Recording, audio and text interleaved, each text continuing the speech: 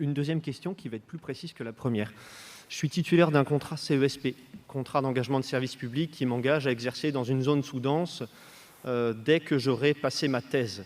C'est une condition de l'ARS, dès que j'ai passé ma thèse, dans les 3 mois, je dois m'installer. Avec cette 4e année, est-ce que les docteurs juniors de médecine générale seront tenus de passer leur thèse avant de passer en phase de consolidation? Et donc, est-ce que vous réduisez les droits des étudiants qui ont signé le CESP? Est-ce que vous leur empêchez d'avoir une phase de remplacement pour pouvoir construire leur projet avant de devoir s'installer?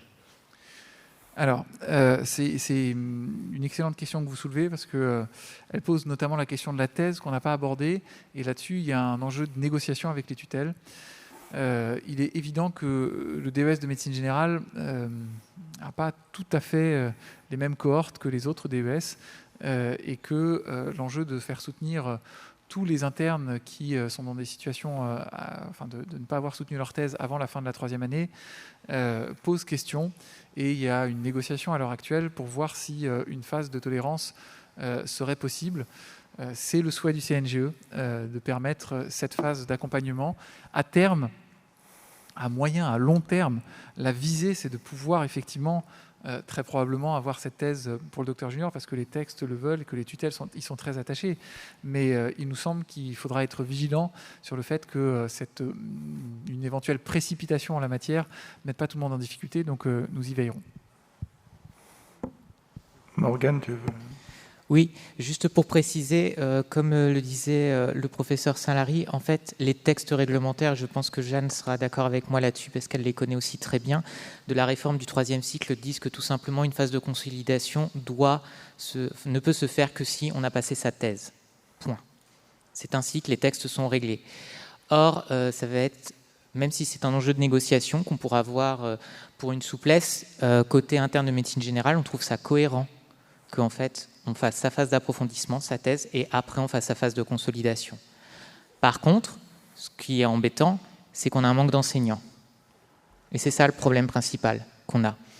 Et ça, c'est quelque chose qu'il faut absolument régler, et on aimerait bien, en tant qu'interne de médecine générale, et tous les syndicats locaux et associations locales, je pense, seront tout à fait d'accord avec moi, pour dire qu'on aimerait travailler avec vous, les départements de médecine générale, pour recruter beaucoup plus d'enseignants, parce que c'est ça le vrai fondement et c'est ça le plus important actuellement.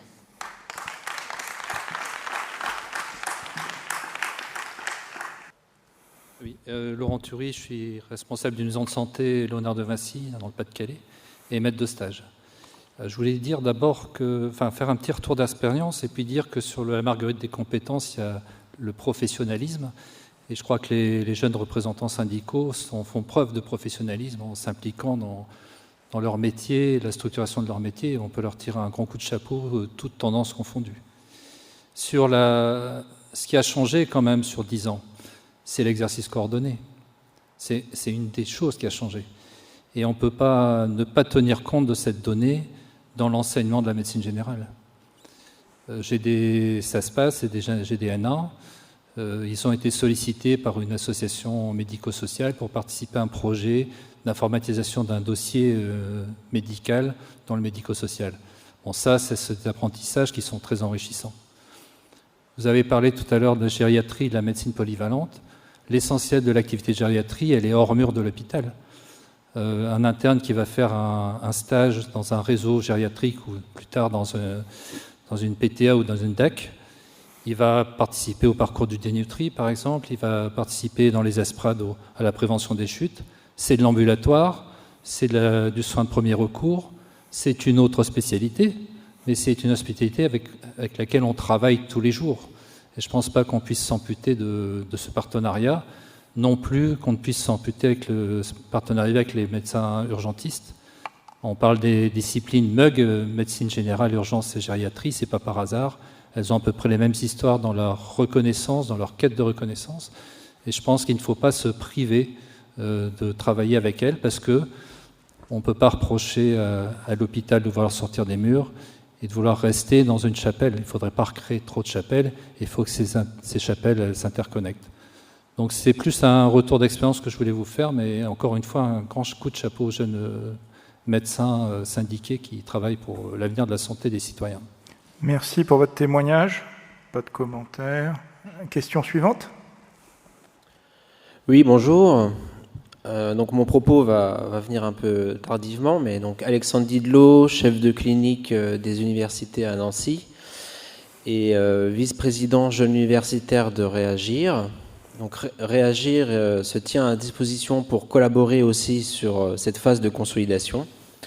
Elle nous paraît pertinente pour les étudiants à construire leur projet professionnel, à choisir leur mode d'installation avec des objectifs pédagogiques clairs. Et pour cela, il faut qu'elle soit accompagnée. Donc on a entendu les besoins de formation. Et qui dit besoin de formation dit moyens pédagogiques derrière.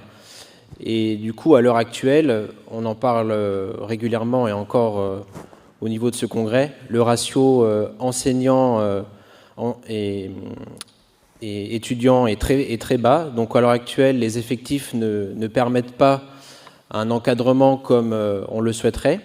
Et du coup, il y a cette 4e année qui arrive avec un besoin de formation, de pédagogie. Il va falloir augmenter le nombre de MSU, mais aussi augmenter le nombre d'enseignants des universités et aussi augmenter la capacité de la direction de thèse. Et du coup, quelles mesures pour cela ? Olivier. Merci beaucoup Alexandre. Alors tout d'abord, te dire que j'ai bien reçu le document proposé de Réagir pour la phase de consolidation et je remercie Réagir. Je l'ai lu cette nuit pour tout avouer et je trouve qu'il est très intéressant, constructif. Il y a des points notamment, je pense, et ça rejoindra peut-être la préoccupation qu'avait soulevée Léo sur la question aussi de la sécurité, de la sécurisation financière, notamment de cette 4e année, avec une proposition qui, moi, me paraît vraiment faire sens autour aussi de la permanence des soins ambulatoires, sur laquelle vous souhaitez qu'il y ait vraiment un accompagnement dans le cadre de cette phase de consolidation et du projet professionnel. Je pense que c'est aussi un enjeu, parce que on ne peut pas imaginer que les futurs médecins généralistes installés aient spontanément, naturellement, tous envie de s'investir dans la permanence des soins ambulatoires quand la seule permanence des soins à laquelle ils ont été formés de manière structurée, c'est les urgences hospitalières. Donc je pense que la question de la permanence des soins ambulatoires que vous soulevez dans le livret, c'est une question extrêmement importante et qui, par ailleurs, pourrait permettre aussi peut-être d'améliorer un peu les conditions salariales des jeunes collègues qui travailleraient dans la phase de consolidation. Donc là-dessus, moi, de toute façon, on a prévu un temps demain d'échange autour de ça et je suis très ouvert à un certain nombre de propositions qui sont faites dans le livret. Ensuite, par rapport à la question du nombre de nommés et de l'encadrement, là aussi, dans les échanges qu'il y avait eu avec l'ISNAR en 2017, l'accord implicite entre les deux structures était que pour que les conditions soient en place pour un encadrement satisfaisant dans le cadre de la phase de consolidation, il nous fallait 12 000 mètres de stage des universités. À l'époque, en 2017, on était autour de 9 000. Aujourd'hui, on a dépassé les 11 000. Donc moi, je n'ai pas d'inquiétude pour les maîtres de stage des universités sur le fait que, en imaginant qu'on arrive à dessiner les contours de cette phase de consolidation pour le congrès de Lille et qu'une annonce ait lieu, dans ce cas-là, pour la rentrée de 2022, la mise en place de la phase de consolidation effective avec les premières cohortes d'internes qui arriveraient en 4e année, ça serait en 2025. Donc ça nous laisse encore beaucoup de temps pour recruter les maîtres de stage. Et compte tenu de la dynamique du recrutement, avec énormément de jeunes collègues qui, peu de temps après leur installation, souhaitent devenir maîtres de stage, j'ai aucune crainte sur le fait qu'on dépasse largement les 12 000 à l'horizon 2025. Après, la question est peut-être un peu plus complexe sur la question des enseignants, notamment des nommés. On rappelait dans la réunion des nommés en pré-congrès qu'aujourd'hui, pour encadrer 40% des internes en France, les titulaires de médecine générale représentent 1,7% du corps des universitaires en médecine. C'est sûr que c'est peu. Donc il y a un enjeu extrêmement fort à avancer avec les tutelles sur les nominations, à la fois sur les nominations effectivement d'universitaires de la filière U, de la filière A, et là-dessus, je ne vais pas revenir sur tout ce qui a été dit dans la réunion, enfin dans les réunions qui étaient spécifiques à cela, mais il y a des pistes assez encourageantes pour que les choses se développent. L'autre enjeu, je pense, qui est extrêmement fort, c'est d'augmenter très nettement le recrutement des chefs de clinique. Là-dessus, Vous savez que les postes État sont un petit peu contingentés et qu'on va avoir du mal à avoir des plans de nomination de chefs de clinique État très larges. Par contre, il y a une volonté de la tutelle d'accompagnement de postes de chefs de clinique territoriaux qui soient financés par les collectivités territoriales, notamment les conseils départementaux, les conseils régionaux, éventuellement les ARS, voire les communautés d'agglomération, qui voient d'un œil extrêmement favorable l'arrivée de jeunes collègues universitaires sur le territoire, qui va ensemencer le territoire avec des internes, des externes. Et là-dessus, les chefs de clinique territoriaux sont donc financés par cette enveloppe territoriale, mais ont un poste au même droit et au même devoir que les chefs de clinique État. Ils peuvent être éligibles aux carrières universitaires ou associées. Ils peuvent permettre la labellisation de maisons de santé universitaires ou centres de santé universitaires. Et on en a fait l'expérience en région centre, en Île-de-France.